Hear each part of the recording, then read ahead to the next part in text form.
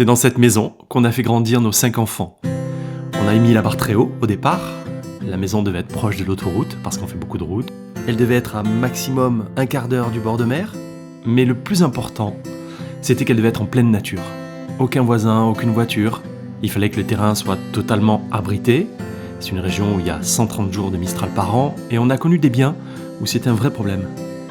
On voulait beaucoup de terrain et plat pour avoir nos fruits, nos légumes, nos œufs du poulailler.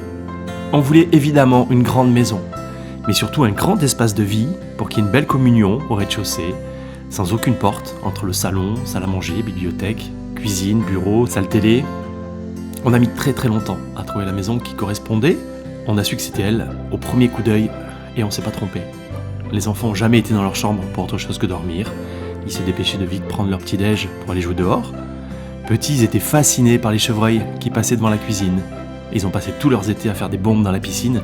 Et ils disaient à leur maîtresse qu'ils habitaient un château.